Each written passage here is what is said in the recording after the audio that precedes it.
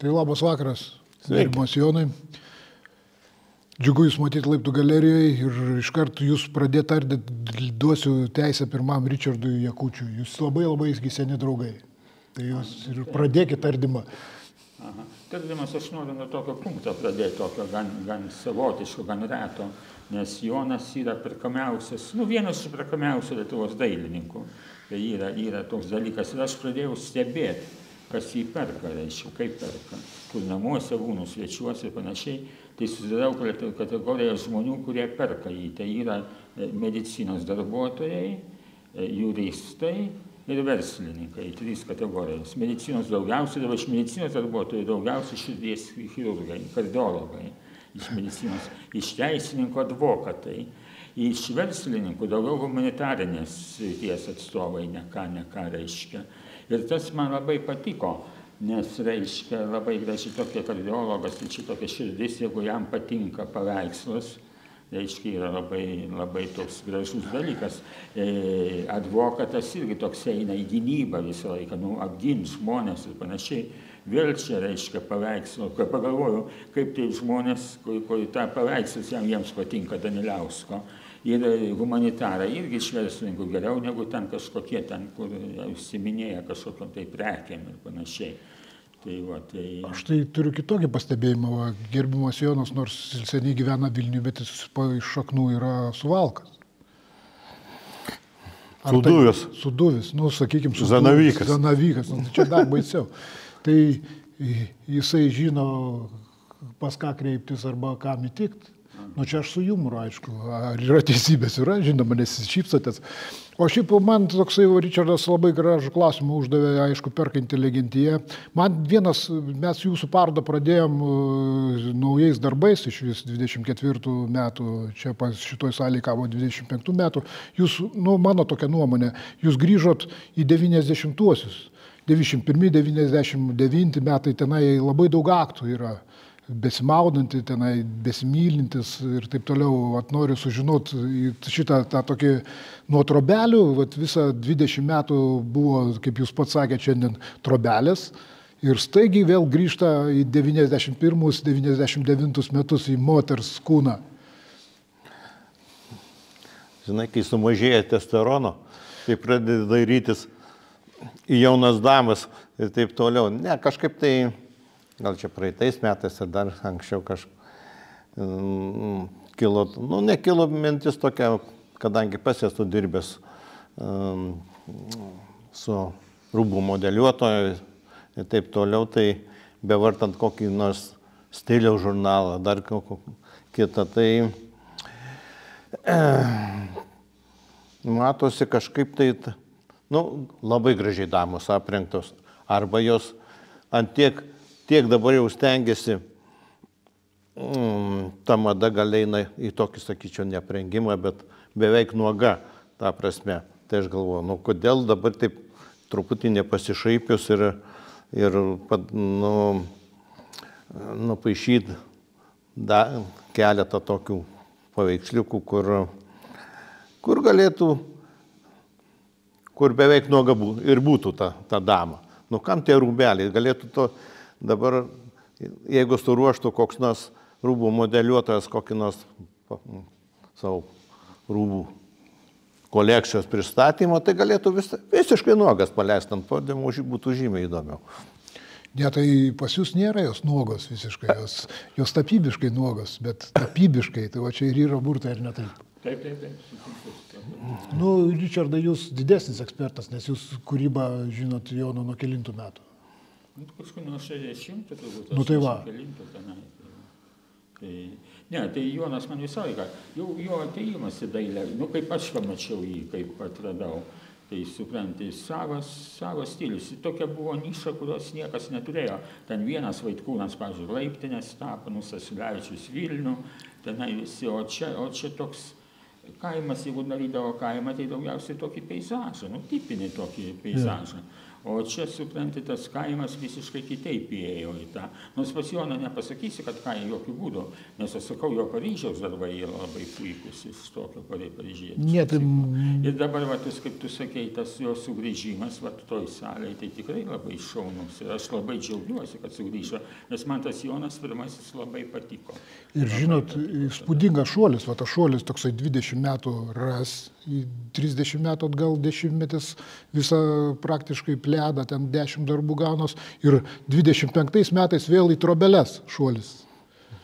Šičia naujų darbų yra. Yra, jo. Viens kitas yra ir kažkaip tai tie,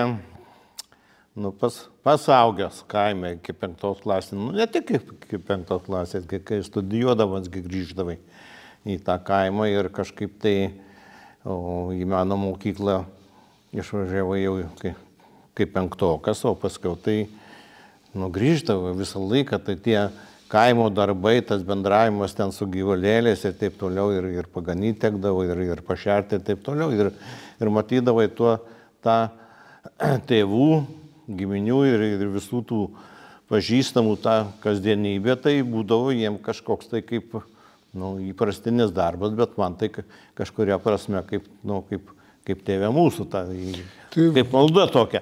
Tas ir jaučias, nes jūsų gyvulėliai ir tos močiutės, bobutės visos, arba jaunos moterys su paukščiukais, avinukais, jos tarsi susilieja, ar ne taip? Tiesiog. Ir dar vienas aš pasibėjau, kad tie dainininkai, kurie kaimą ir kažką tapydavo, jie socializmo neišlysdavo niekaip. Neišlenda socializmo, o pas Joną yra visiškai nauja kryptis atrasta. Mūsų kaime, mūsų, reiškia, toj sodose, tokiuose pirkiuose, reiškia. Nežinau, man tai, pavyzdžiui, labai padeda tokie išvažiavimai į plenerus ir dabar nei kiekvieną ten, kai kviečia važiuoti, kažkaip tai galvoju, ar rasi savo širdžiai artimą, motyvą kokį nors, keistesnį kokį truputį, kad nesikartot kompozicijų ir taip toliau, tai labai džiaugiesi nuvažiavęs į kokią Žemaitiją ar kur nors, vis tiek kitas peizažas, nors mano toj kūrybai to peizažo gal ne tiek daug ir yra, bet vis tiek pasinaudoju tuo. Aišku, aš nemėgėjęs atklai, kaip ten pasistatęs Molbertą ar Etiudniką ten tapyti ir man tai nebūtina ir aš geriau jau įsimenu tas spalvas, tą nuotaiką. Ir, kartais anksčiau tai dar ir pasipaišydavai, dabar pasipaišiau, dabar jau daugiau su fotoaparatu, ten su telefonu nusifotografuoju, ką prisimintum ten maždaug tą spalvinę nuotaiką. Mano dėstytojas Jonas Švažas, taip su Vilniaus su Vilniaus miestu, su tais pramoniniais objektais taip darydavo, jisai pasipaišydavo ir paskiau grįžęs, jau kai nutapydavau paveikslą, grįžęs dar pasitikrindavau, ar ta nuotaika, ar ta struktūra, ir taip toliau. Tai, kažkaip tai vis tiek ta drobė reikalauja savo susiklausimo, savo sudėliojimos, tai ten nieko nuostabaus, jeigu ten kokį medį ir išrauni, vietoj to medžių nieko nesodini, ar ten kokį tvartą perkreipi.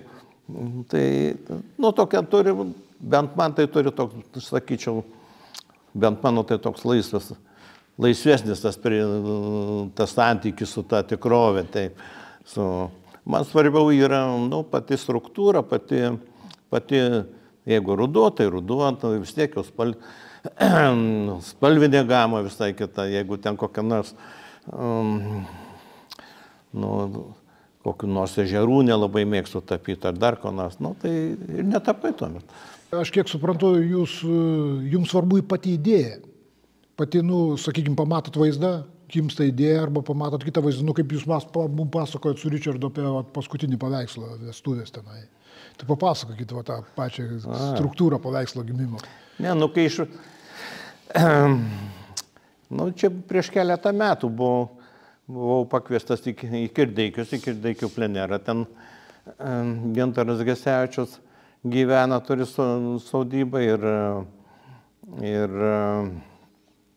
Nu, nuvažiavau, viskas tvarkoja, ten apgyvendinau bendruomenės namuose, ten buvusi klebonija, atstatyta, atremontuota ir taip toliau, darbo sąlygos puikiausios.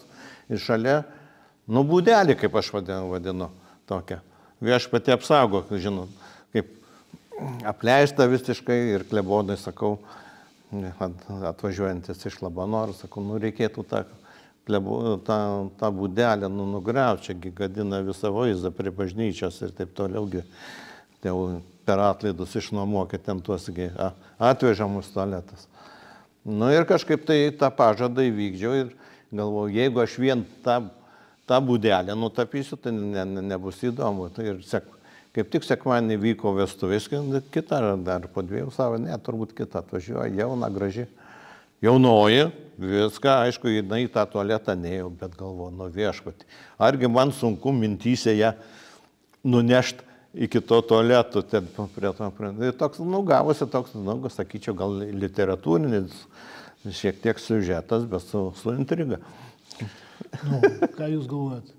Ne, tai puikus. Tai aš galvoju, iš vis duok Dieve, jums tiek energijos ir tokio šokinėjimo, kaip jaunatviškai vyrui šitą, 10 mečiais, 20 metų atgal, 30 metų atgal ir vėl grįžti į šiuos metus.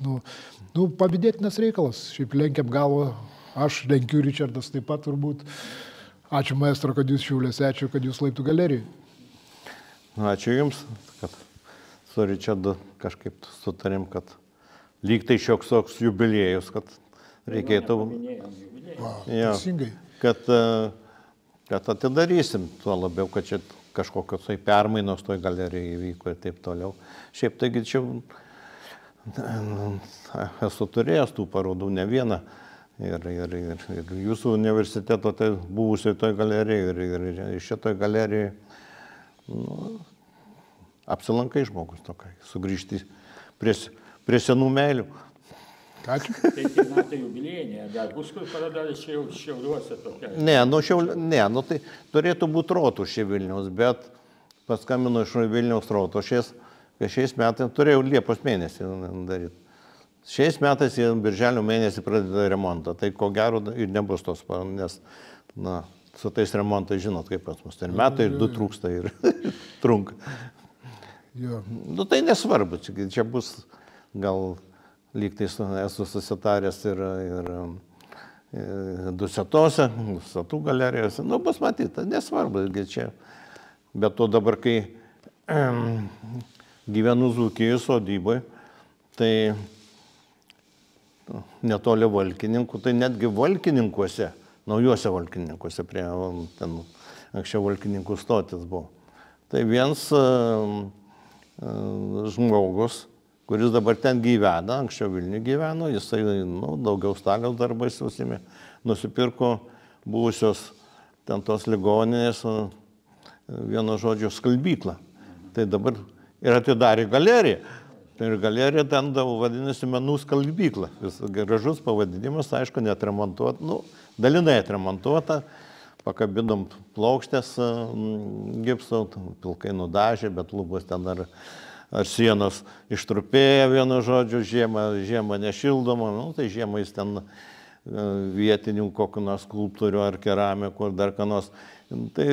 Ir prašom mūsų, tai aš ten padedu, mūsų individualistų grupės, paorganizuojam parodas, vis tiek kažkoks tai tuose ir mažuose, tuose miestelėse yra toks, judėjimas toks, ne vien tik tai ten, kad, sakyčiau, daugiau moteris ateina, kurios ten mažiau vyno ar šnapso geria, o vyrų mažiau, bet ateina žmonių, pasiklausinėja, pasidomi, kaip kas ir Dargužiuose, kur aš gyvenu jau nuo 2000 metų, nusipirkę sodybą ir įsikėlėm iš Vilniaus su žmona, tai pastoji dabar jau gyvenam. Tai ir dirbtuvė mano jau ten pastatyta, ir tai irgi turim bendruomenės namus ir sūrininkų namus. Tai edukacijos vyksta mokiniam ir parodos, ir bandas kepa dzūkiškas, ir ką jie tik nedaro ten. Ir vis tiek toks, nu kažkaip dar, jeigu anksčiau tai kokį nors etnografinį ansamblį, dar kas nors, nu, tai dabar gal ten dainininkės jau ir Giedorkos baigia išmirti, nu, tai va, toks judėjimas.